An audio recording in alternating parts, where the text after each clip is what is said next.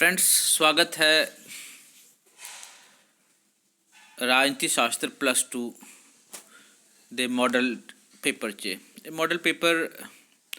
Model test paper ਇਸ ਲਈ ਲੈ ਕੇ ਆਇਆ ਕਿ ਵੀ ਤੁਹਾਨੂੰ ਪਤਾ ਲੱਗ ਜਾਵੇ ਕਿ ਕੁਐਸਚਨਸ ਨੂੰ ਤੁਸੀਂ ਕਿਵੇਂ ਸੋਲਵ ਕਰਨਾ ਹੈ ਅਤੇ ਕਿੰਨੇ ਨੰਬਰ ਦੇ ਕੁਐਸਚਨਸ ਹੋਣਗੇ, ਇਹਦੀ ਕਲੈਰਿਟੀ ਵੀ ਆ ਜਾਵੇ ਤੁਹਾਨੂੰ। ਅਤੇ ਵੱਧਦੇ ਹਾਂ ਅੱਗੇ ਇਸ 'ਤੇ, ਰਾਈਟ। ਕੁੱਲ ਅੰਕ 80 ਹੋਣਗੇ, ਜਿਵੇਂ ਕਿ 20 ਅੰਕ ਤੁਹਾਡੇ ਟੀਚਰਸ ਨੇ ਲਗਾਉਣਾ ਤੁਹਾਡੇ ਪੂਰੇ ਸਾਲ ਦੇ ਐਵੈਲੂਏਸ਼ਨ ਦਾ, ਅਤੇ ਸਮਾਂ 3 ਘੰਟਾ ਹੋਏਗਾ ਔਰ 15 ਮਿੰਟ ਤੁਹਾਨੂੰ ਮਿਲੇਗਾ ਕੁਐਸਚਨ ਪੜ੍ਹਨ ਲਈ। ਅਤੇ ਪ੍ਰਸ਼ਨ ਪੱਤਰ ਦੇ ਮੁੱਖ 5 ਭਾਗ ਹਨ। ਇਹਨਾਂ ਵਿੱਚੋਂ ਪ੍ਰਸ਼ਨਾਂ ਦੀ ਕੁੱਲ ਗਿਣਤੀ 16 ਹੋਵੇਗੀ, 16 ਪ੍ਰਸ਼ਨ, ਅਤੇ ਉਪ ਭਾਗ ਮਿਲਾ ਕੇ ਗਿਣਤੀ ਵਿੱਚ 46 ਪ੍ਰਸ਼ਨ ਹੋਣਗੇ। ਅਤੇ ਨੋਟ ਕਰਨ ਵਾਲੀ ਗੱਲ ਹੈ, ਕੁੱਲ ਗਿਣਤੀ ਪ੍ਰਸ਼ਨਾਂ ਦੀ 16 ਹੋਏਗੀ, ਅਦਰਵਾਈਜ਼ ਉਪ ਭਾਗ ਮਿਲਾ ਕੇ 46 ਪ੍ਰਸ਼ਨ ਹੋਣਗੇ, ਰਾਈਟ। ਭਾਗ ਊੜਾ ਦੇ ਵਿੱਚ ਦੇਖਦੇ ਹਾਂ, ਪ੍ਰਸ਼ਨ 30 ਹੋਣਗੇ, ਇੱਕ ਨੰਬਰ ਦੇ ਲਾਜ਼ਮੀ ਹੋਣਗੇ, ਹਰ ਇੱਕ ਹਿੱਸਾ 1 ਅੰਕ ਦਾ ਹੈ, ਅਤੇ ਇਹਨਾਂ ਵਿੱਚੋਂ 20 ਹਿੱਸੇ ਬਹੁ ਵਿਕਲਪੀ ਹਨ ਅਤੇ 10 ਦਾ ਉੱਤਰ ਇੱਕ ਸ਼ਬਦ ਤੋਂ ਵਾਕ ਵਿੱਚ ਜਾਂ ਖਾਲੀ ਥਾਂ ਠੀਕ ਗਲਤ ਹੋਏਗਾ। ਅੱਗੇ ਚੱਲਦੇ ਹਾਂ, ਭਾਗ ਐੜਾ 6 ਲਾਜ਼ਮੀ ਪ੍ਰਸ਼ਨ ਹੈਗੇ ਅਤੇ ਹਰ ਇੱਕ ਪ੍ਰਸ਼ਨ ਦੇ 2 ਉੱਤਰ ਹੈਗੇ, ਯਾਨੀ ਕਿ ਹਰ ਇੱਕ ਪ੍ਰਸ਼ਨ ਉੱਤਰ 20-30 ਸ਼ਬਦਾਂ 'ਚ ਲਿਖਣਾ। ਕਿੰਨੇ? 20 ਤੋਂ 30 ਸ਼ਬਦਾਂ 'ਚ ਲਿਖਣਾ, ਜਾਂ 2-3 ਲਾਈਨਾਂ 'ਚ, 4-5 ਲਾਈਨਾਂ ਤੱਕ ਜਿੰਨਾ ਵੀ ਐਕਸਪਲੇਨ ਕਰ ਸਕਦੇ ਹੋ ਉਨਾ ਕੁ ਲਿਖਣਾ, ਜ਼ਿਆਦਾ ਨਹੀਂ। ਉਸ ਤੋਂ ਬਾਅਦ ਭਾਗ ਈੜੀ, ਊੜਾ ਐੜਾ ਈੜੀ 6 ਪ੍ਰਸ਼ਨ, ਹਰ ਇੱਕ ਦੇ 4 ਅੰਕ ਹੋਣਗੇ, 6 ਪ੍ਰਸ਼ਨ, ਅਤੇ ਕੋਈ 4 ਪ੍ਰਸ਼ਨ ਹੱਲ ਕਰਨੇ ਹੋਣਗੇ। ਇਹਨਾਂ 'ਚੋਂ 4 ਪ੍ਰਸ਼ਨ, ਇਹ 30 ਪ੍ਰਸ਼ਨ ਹੋਣਗੇ ਇੰਟੂ 1 = 30, ਰਾਈਟ। ਅਤੇ ਫਿਰ 6 × 2 = 12, ਔਰ ਇਹ ਹੈ 4 × 4 = 16, ਕੀਪ ਇਨ ਮਾਈਂਡ। ਅੱਗੇ ਵੱਧਦੇ ਹਾਂ, ਭਾਗ ਈੜੀ ਦੇ 6 ਪ੍ਰਸ਼ਨ ਹੋਣਗੇ, 4 ਕਰਨੇ ਕੋਈ ਤੁਸੀਂ 4-4 ਨੰਬਰ ਦੇ। ਭਾਗ ਸੱਸਾ ਵਿੱਚ ਪ੍ਰਸ਼ਨ ਨੰਬਰ 14 ਵਿੱਚ ਪ੍ਰਸ਼ਨ ਸਹੀ ਮਿਲਾਨ ਕਰਕੇ 4 ਅੰਕਾਂ ਦਾ ਅਤੇ 3 ਹੋਰ ਪ੍ਰਸ਼ਨ ਹੋਣਗੇ, ਅਤੇ ਇਹ 10 ਨੰਬਰ ਦਾ ਹੋਏਗਾ, ਜਿਹੜਾ ਕਿ ਸੋਰਸ ਬੇਸਡ ਪ੍ਰਸ਼ਨ ਹੋਏਗਾ। ਔਰ ਉਸ ਤੋਂ ਬਾਅਦ ਭਾਗ ਹਾਹਾ, ਇਸ ਪ੍ਰਸ਼ਨ ਅੰਦਰੂਨੀ ਵਿਕਲਪ ਸਹੂਲਤ ਹੈ ਇਸ ਦੇ ਵਿੱਚ, ਅਤੇ ਇਹ 6 ਅੰਕ ਦੇ ਹੋਣਗੇ, ਠੀਕ ਹੈ। 2 ਪ੍ਰਸ਼ਨ ਕਰਨੇ, 6 ਦੂਣੀ 12, 150 ਤੋਂ 160 ਜਾਂ 170 ਜਾਂ 200 ਸ਼ਬਦ ਜਿੰਨਾ ਮੈਕਸੀਮਮ ਤੁਸੀਂ ਲਿਖ ਸਕਦੇ ਹੋ ਵਧੀਆ ਤਰੀਕੇ ਨਾਲ, ਅਤੇ 150 ਤੋਂ ਉੱਪਰ ਸ਼ਬਦ ਲਿਖਣ ਦੀ ਕੋਸ਼ਿਸ਼ ਕਰਨਾ ਤੁਸੀਂ ਇਸ ਦੇ ਵਿੱਚ। ਅਤੇ ਸ਼ੁਰੂ ਕਰਦੇ ਹਾਂ। ਭਾਗ ਐੜਾ ਊੜਾ 30 ਪ੍ਰਸ਼ਨ, 3 × 1 30 ਨੰਬਰ ਦਾ, ਰਾਈਟ। ਪਹਿਲਾ ਪ੍ਰਸ਼ਨ ਹੈ, ਸਾਰੇ ਪ੍ਰਸ਼ਨ ਜ਼ਰੂਰੀ ਹਨ। ਨੰਬਰ 1, ਮੰਤਰੀ ਮੰਡਲ ਇੱਕ ਅਜਿਹੀ ਸਰਕਾਰ ਹੈ ਜਿਸ ਵਿੱਚ ਅਸਲੀ ਕਾਰਜਪਾਲਿਕਾ ਆਪਣੇ ਕੰਮਾਂ ਲਈ ਕਾਨੂੰਨੀ ਤੌਰ 'ਤੇ ਵਿਧਾਨ ਮੰਡਲ ਪ੍ਰਤੀ ਜ਼ਿੰਮੇਵਾਰ ਹੁੰਦੀ ਹੈ। ਅਤੇ ਇਹ ਕਥਨ ਕਿਸ ਦਾ ਹੈ? ਅਤੇ ਆਨਸਰ ਹੈ ਗੈਟਲ ਦਾ, ਸਾਡੇ ਕੋਲ ਉੱਤਰ 'ਚ ਦਿੱਤਾ ਹੋਇਆ ਆਨਸਰ ਗੈਟਲ ਹੈ। ਦੂਸਰਾ ਪ੍ਰਸ਼ਨ ਹੈ, ਭਾਰਤ ਵਿੱਚ ਚੋਣ ਲੜਨ ਲਈ ਘੱਟ ਤੋਂ ਘੱਟ ਉਮਰ ਨਿਸ਼ਚਿਤ ਹੈ। ਚੋਣ ਲੜਨ ਲਈ, ਐਕਚੁਅਲੀ ਪ੍ਰੈਜ਼ੀਡੈਂਟ ਦੇ ਚੋਣ ਲੜਨ ਲਈ ਘੱਟ ਤੋਂ ਘੱਟ ਉਮਰ ਜਿਹੜੀ ਹੈ ਉਹ 35 ਸਾਲ ਹੈ 35 ਸਾਲ ਪ੍ਰੈਜ਼ੈਂਟਲੀ, ਅਦਰਵਾਈਜ਼ 21 ਸਾਲ ਘੱਟੋ ਘੱਟ ਉਮਰ ਹੈ ਚੋਣ ਲੜਨ ਲਈ।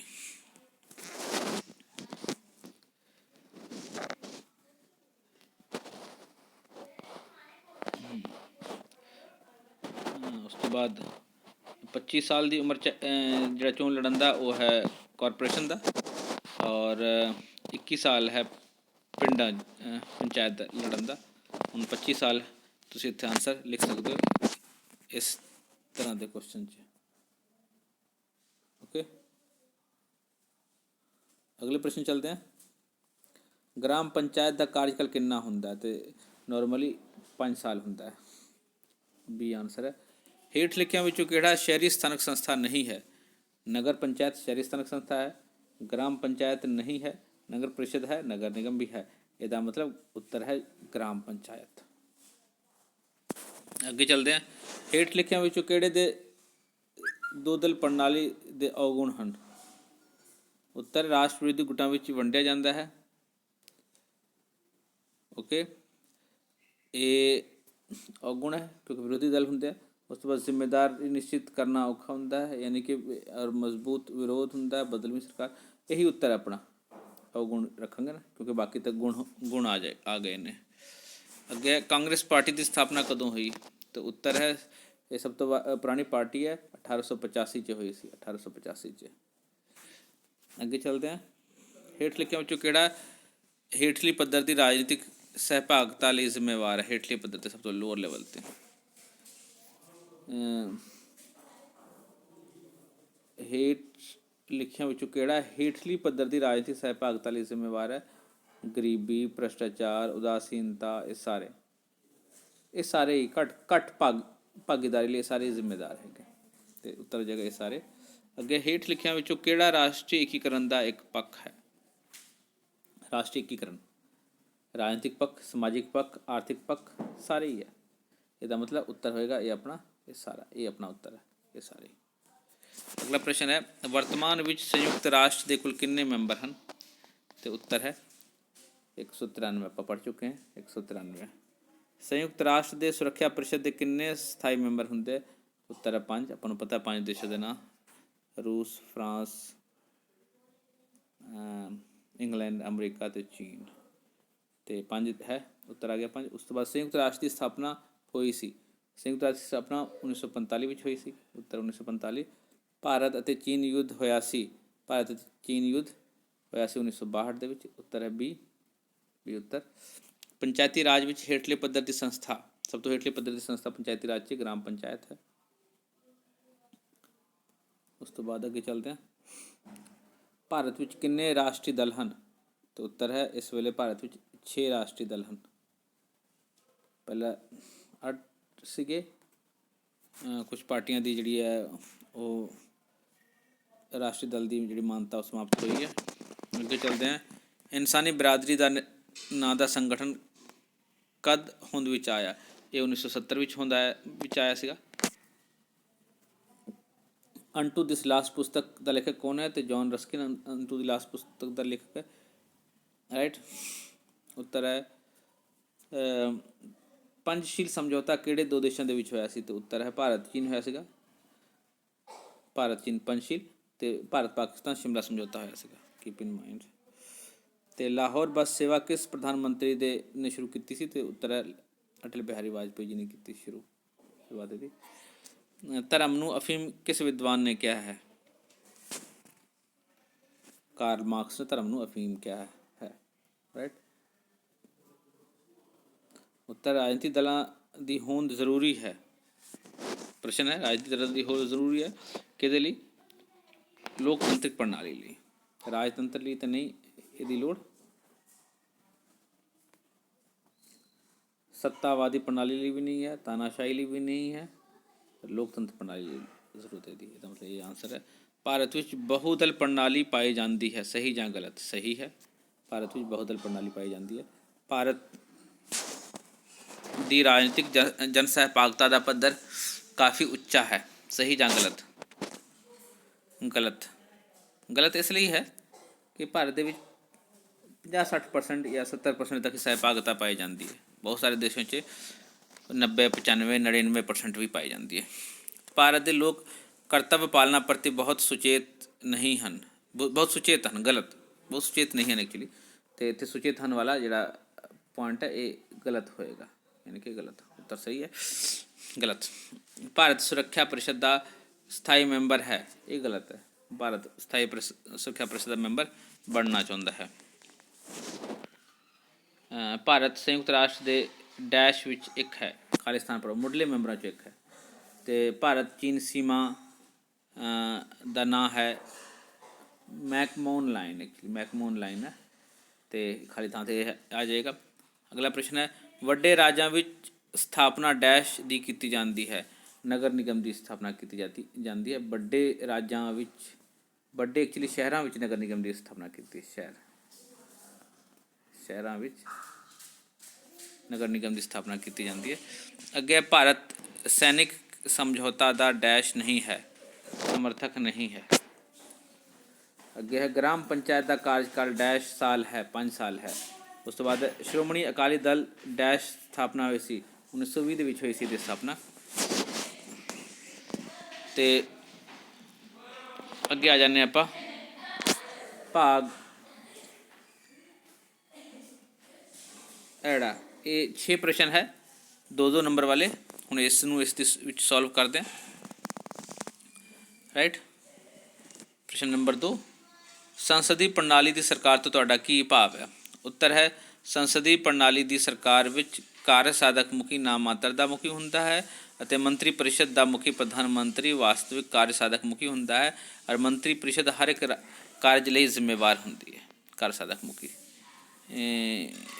ਮੰਤਰੀ ਪਰਿਸ਼ਦ ਹਰ ਇੱਕ ਕਾਰਜ ਲਈ ਜ਼ਿੰਮੇਵਾਰ ਹੁੰਦੀ ਹੈ ਵਿਧਾਨ ਮੰਡਲ ਦੇ ਅੱਗੇ।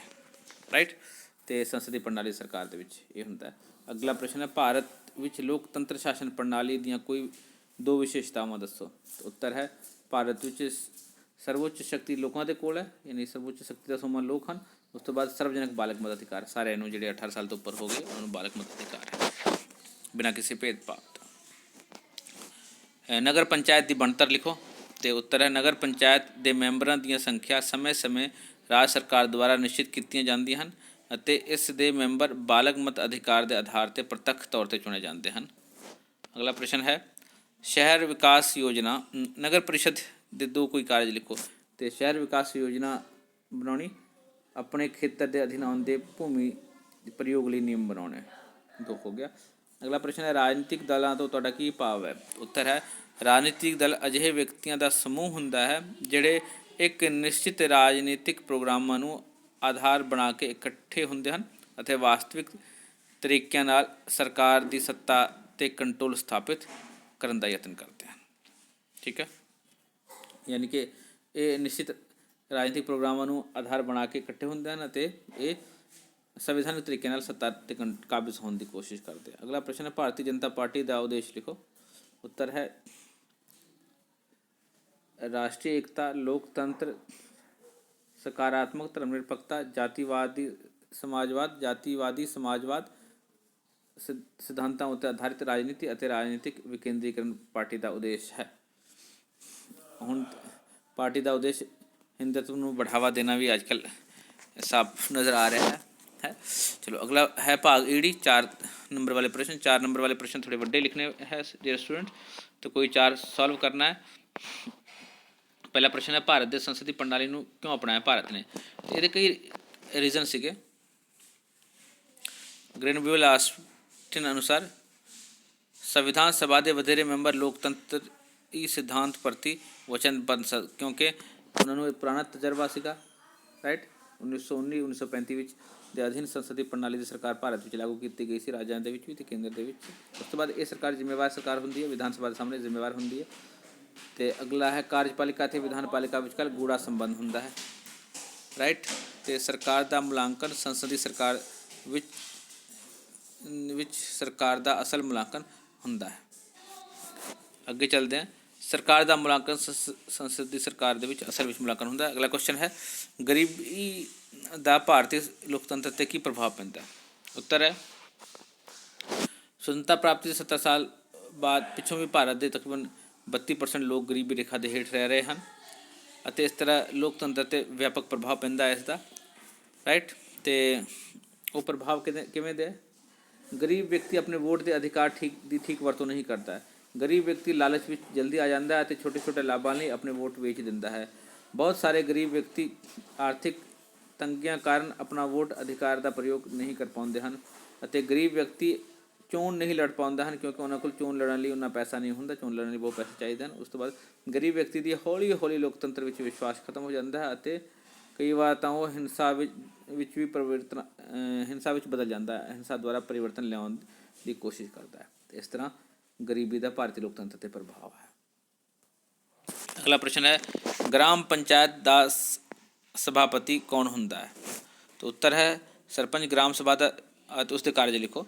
ਉੱਤਰ ਹੈ ਗ੍ਰਾਮ ਪੰਚਾਇਤ ਦਾ ਸਭਾਪਤੀ ਸਰਪੰਚ ਹੁੰਦਾ ਹੈ ਔਰ ਜੋ ਕਿ ਗ੍ਰਾਮ ਸਭਾ ਦੇ ਮੈਂਬਰਾਂ ਦੁਆਰਾ ਪ੍ਰਤੱਖ ਰੂਪ ਵਿੱਚ ਚੁਣਿਆ ਜਾਂਦਾ ਹੈ। ਸਰਪੰਚ ਦੇ ਮੁੱਖ ਕਾਰਜ ਹਨ ਉਹ ਗ੍ਰਾਮ ਪੰਚਾਇਤ ਦੀਆਂ ਬੈਠਕਾਂ ਬੁਲਾਉਂਦਾ ਹੈ ਅਤੇ ਉਸ ਦੀ ਪ੍ਰਧਾਨਗੀ ਕਰਦਾ ਹੈ।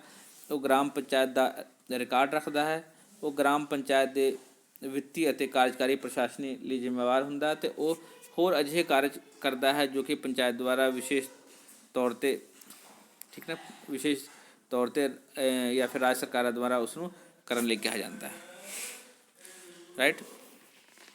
ਅਤੇ ਅਗਲਾ ਪ੍ਰਸ਼ਨ ਹੈ ਗ੍ਰਾਮ ਸਭਾ ਦੀ ਬਣਤਰ ਦੱਸੋ। ਉੱਤਰ ਹੈ ਗ੍ਰਾਮ ਸਭਾ ਪੰਚਾਇਤੀ ਰਾਜ ਪ੍ਰਣਾਲੀ ਦਾ ਆਧਾਰਸ਼ਿਲਾ ਹੈ। ਪੰਚਾਇਤ ਦੇ ਖੇਤਰ ਵਿੱਚ ਆਉਣ ਵਾਲੇ ਸਾਰੇ ਬਾਲਗ ਜਿਨ੍ਹਾਂ ਦੀ ਉਮਰ 18 ਸਾਲ ਤੋਂ ਹੈ ਜਾਂ ਇਸ ਤੋਂ ਵੱਧ ਹੈ ਅਤੇ ਜਿਨ੍ਹਾਂ ਦਾ ਨਾਂ ਵੋਟਰ ਸੂਚੀ 'ਚ ਦਰਜ ਹੈ ਗ੍ਰਾਮ ਸਭਾ ਦੇ ਮੈਂਬਰ ਹੁੰਦੇ ਹਨ। ਅਤੇ ਸੰਬੰਧਿਤ ਪੰਚਾਇਤ ਦਾ ਸਰਪੰਚ ਗ੍ਰਾਮ ਸਭਾ ਦਾ ਸਭਾਪਤੀ ਹੁੰਦਾ ਹੈ ਜਿਹੜਾ ਕਿ ਗ੍ਰਾਮ ਸਭਾ ਦੇ ਮੈਂਬਰ ਚੁਣਿਆ ਜਾਂਦਾ ਹੈ। ਗ੍ਰਾਮ ਸਭਾ 2/3 ਬਹੁਮਤ ਨਾਲ ਮਤਾ ਪਾਸ ਕਰਕੇ ਸਭਾਪਤੀ ਨੂੰ ਅਹੁਦੇ ਤੋਂ ਵੱਖ ਕਰ ਸਕਦੀ ਹੈ। ਗ੍ਰਾਮ ਸਭਾ ਦੀ ਸਾਲ ਵਿੱਚ 2 ਮੀਟਿੰਗ ਹੋਣੀਆਂ ਜ਼ਰੂਰੀ ਹਨ। ਗ੍ਰਾਮ ਸਭਾ ਪੰਜਾਬ ਵਿੱਚ ਰਾਈਟ ਪੰਜਾਬ ਵਿੱਚ ਇਹ ਮੀਟਿੰਗ ਹਾੜੀ ਅਤੇ ਸਾਉਣੀ ਵੇਲੇ ਬੁਲਾਈਆਂ ਜਾਂਦੀਆਂ ਹਨ ਅਤੇ ਗ੍ਰਾਮ ਸਭਾ ਦਾ ਸਭਾਪਤੀ ਜਾਂ ਗ੍ਰਾਮ ਸਭਾ ਦੇ 1/5 ਮੈਂਬਰ ਵਿਸ਼ੇਸ਼ ਮੀਟਿੰਗ ਲਾਏ ਜਾਣ ਲਈ ਲਿਖਤੀ ਬੇਨਤੀ ਕਰ ਸਕਦੇ ਹਨ। ਗ੍ਰਾਮ ਸਭਾ ਦੀ ਕਾਰਵਾਈ ਚਲਾਉਣ ਲਈ ਸਭਾ ਦੇ 1/5 ਮੈਂਬਰ ਦੀ ਮੀਟਿੰਗ ਵਿੱਚ ਹਾਜ਼ਰ ਹੋਣਾ ਜ਼ਰੂਰੀ ਹੁੰਦਾ ਹੈ। ਅਤੇ ਇਸ ਪ੍ਰਕਾਰ ਅਸੀਂ ਦੇਖਦੇ ਕਿ ਗ੍ਰਾਮ ਸਭਾ ਪਿੰਡ ਦਾ ਸੰਸਦ ਹੁੰਦਾ ਹੈ ਜਿਹੜਾ ਕਿ ਬਹੁਤ ਸਾਰੇ ਕਾਰਜ ਕਰ ਸਕਦਾ ਅਤੇ ਕਰਵਾ ਸਕਦਾ ਹੈ। ਅੱਗੇ ਹੈ ਭਾਰਤ ਦੇ 6 ਰਾਜਨੀਤਿਕ ਦਲ ਦੇ ਨਾਂ ਲਿਖੋ ਅਤੇ ਨਗਰ ਨਿਗਮ ਦੇ ਕੋਈ 3 ਕਾਰਜ ਲਿਖੋ। ਇਹ ਪ੍ਰਸ਼ਨ ਸੋਲਵ ਨਹੀਂ ਕੀਤੇ, ਜਿੰਨੇ ਚਾਹੀਦੇ ਸੀ ਕਿ ਉਹਨੇ ਕਰ ਦਿੱਤੇ। ਅਗਰ 6 ਰਾਜਨੀਤਿਕ ਦਲਾਂ ਦੇ ਰਾਸ਼ਟਰੀ ਰਾਜਨੀਤਿਕ ਦਲਾਂ ਦੇ ਨਾਂ ਤੁਹਾਨੂੰ ਆਉਣਾ ਚਾਹੀਦਾ। 2 ਤਾਂ ਹੋ ਗਿਆ ਕਾਂਗਰਸ BJP, ਉਸ ਤੋਂ ਬਾਅਦ BSP ਲੈ ਲਓ, CPI ਲੈ ਲਓ, CPIM ਲੈ ਲਓ ਔਰ ਉਸ ਤੋਂ ਬਾਅਦ ਰਾਸ਼ਟਰੀ ਕਾਂਗਰਸ ਹੈ। ਇਹ ਪਾਰਟੀਆਂ ਹਨ ਜਿਹੜੇ ਕਿ ਨੈਸ਼ਨਲ ਲੈਵਲ 'ਤੇ ਹੈਗੀਆਂ ਮੇਨ। ਨਗਰ ਨਿਗਮ ਦੇ ਕੋਈ 3 ਕਾਰਜ ਲਿਖੋ। ਅੱਗੇ ਆ ਜਾਂਦੇ ਹਾਂ ਭਾਗ ਸ 10 ਅੰਕ ਦਾ ਪ੍ਰਸ਼ਨ ਹੈ। ਇੱਕ ਪੈਰਾਗ੍ਰਾਫ ਪੜ੍ਹ ਕੇ ਤੁਸੀਂ ਉਸ ਦਾ ਉੱਤਰ ਦੇਣਾ ਹੈ। ਅਤੇ ਜਿਵੇਂ ਕਿ ਇਸ ਪੈਰਾਗ੍ਰਾਫ ਨੂੰ ਸੋਲਵ ਕਰਦੇ ਵੇਲੇ ਸਭ ਤੋਂ ਪਹਿਲਾਂ ਕੁਐਸਚਨ ਪੜ੍ਹਨਾ ਅਕਾਲੀ ਦਲ ਕਿਸ ਰਾਜ ਨਾਲ ਸੰਬੰਧਿਤ ਹੈ। ਪੰਜਾਬ ਨਾਲ ਸੰਬੰਧਿਤ ਹੈ। ਇਹ ਪੈਰਾਗ੍ਰਾਫ 'ਚ ਕਲੀਅਰਲੀ ਮੈਨਸ਼ਨ ਹੈ। ਅਕਾਲੀ ਦਲ ਦੀ ਸਥਾਪਨਾ ਕਦੋਂ ਹੋਈ ਸੀ? 1920 ਦੇ ਵਿੱਚ ਹੋਈ। ਅਕਾਲੀ ਦਲ ਦਾ ਕਿਸ ਵਿਚਾਰਧਾਰਾ ਦੀ ਰਾਜਨੀਤਿਕ ਪਾਰਟੀ ਹੈ? ਅਤੇ ਸੱਜੀ ਵਿਚਾਰਧਾਰਾ ਵਾਲੀ ਪਾਰਟੀ ਯਾਨੀ ਕਿ ਰਾਈਟਿਸਟ ਪਾਰਟੀ ਹੈ ਜਿਹੜੇ ਕਿ ਧਰਮ ਦੇ ਆਧਾਰ 'ਤੇ ਚੱਲਦੇ ਹੈ। ਉਸ ਤੋਂ ਬਾਅਦ ਸਹੀ ਮਿਲਾਨ ਕਰੋ। ਅਕਾਲੀ ਦਲ ਪੰਜਾਬ ਦੀ ਪਾਰਟੀ ਹੈ। ਲੋਕ ਸਭਾ 2 ਰਾਈਟ ਅਤੇ 1 ਅਤੇ 2 ਅੱਗੇ ਚੱਲਦੇ ਹਾਂ। ਉਸ ਤੋਂ ਬਾਅਦ ਹੈ ਵਿਧਾਨ ਸਭਾ, ਉਸ ਤੋਂ ਬਾਅਦ ਹੈ ਪ੍ਰਧਾਨ ਯਾਨੀ ਕਿ ਵਿਧਾਨ ਸਭਾ ਦਾ ਪ੍ਰਧਾਨ ਕੌਣ ਹੈ? ਸੁਖਬੀਰ ਸਿੰਘ ਬਾਦਲ ਹੈ। ਅਕਾਲੀ ਦਲ ਪੰਜਾਬ ਦੀ ਪਾਰਟੀ ਹੈ। ਲੋਕ ਸਭਾ ਸੀਟ = 2। ਪੰਜਾਬ ਦੇ ਵਿੱਚ ਲੋਕ ਸਭਾ ਦੇ 7 ਸੀਟ ਹਨ, 2 ਨਹੀਂ। ਔਰ ਰਾਈਟ ਅੱਗੇ ਚੱਲਦੇ ਹਾਂ 6 ਨੰਬਰ ਵਾਲੇ ਪ੍ਰਸ਼ਨ 'ਚ। ਪ੍ਰਧਾਨ ਸੁਖਬੀਰ ਸਿੰਘ ਬਾਦਲ ਹੈ ਅਕਾਲੀ ਦਲ ਦਾ ਔਰ ਅਕਾਲੀ ਦਲ ਕੋਲ ਇਸ ਵੇਲੇ ਲੋਕ ਸਭਾ ਦੀਆਂ 2 ਸੀਟਾਂ ਹਨ। ਯੈਸ ਇਹ ਹੈ ਔਰ ਪੂਰੇ ਪੰਜਾਬ 'ਚ ਅਦਰਵਾਈਜ਼ 7 ਸੀਟਾਂ ਹਨ ਲੋਕ ਸਭਾ ਦੀਆਂ। ਅੱਗੇ ਚੱਲਦੇ ਹਾਂ 6 ਨੰਬਰ ਵਾਲੇ ਪ੍ਰਸ਼ਨ 'ਚ। ਨਗਰ ਪ੍ਰੀਸ਼ਦ ਦੀਆਂ ਸੰਰਚਨਾ ਅਤੇ ਇਸ ਦੇ ਕਾਰਜ ਦਾ ਵਰਣਨ ਕਰੋ। ਉਸ ਤੋਂ ਬਾਅਦ ਭਾਰਤੀ ਕਮਿਊਨਿਸਟ ਪਾਰਟੀ ਦੀਆਂ ਨੀਤੀਆਂ ਅਤੇ ਪ੍ਰੋਗਰਾਮਾਂ ਦਾ ਵਰਣਨ ਕਰੋ। ਉਦਾਰਵਾਦ ਕੀ ਹੈ? ਇਸ ਦੇ ਮੁੱਖ ਸਿਧਾਂਤ ਦਾ ਵਰਣਨ ਕਰੋ ਅਤੇ ਮਾਰਕਸਵਾਦ ਤੋਂ ਤੁਹਾਡਾ ਕੀ ਭਾਵ ਹੈ? ਰਾਈਟ ਅਤੇ ਇਸ ਨੂੰ ਐਕਸਪਲੇਨ ਕਰਦੇ ਵੇਲੇ ਭੂਮਿਕਾ ਅਤੇ ਸਿੱਟਾ ਜ਼ਰੂਰ ਲਿਖਣਾ। ਰਾਈਟ ਅਤੇ ਹਰ ਇੱਕ ਪ੍ਰਸ਼ਨ ਨੂੰ ਸਹੀ ਤਰੀਕੇ ਨਾਲ ਸੋਲਵ ਕਰਨਾ। ਇਹਦੇ ਉੱਤੇ 6 ਨੰਬਰ ਦੇ ਪ੍ਰਸ਼ਨ ਮੈਂ ਹੋਰ ਲੈ ਕੇ ਆਊਂਗਾ ਬਾਅਦ ਦੇ ਵਿੱਚ। ਅਤੇ thank you, take care, bye bye.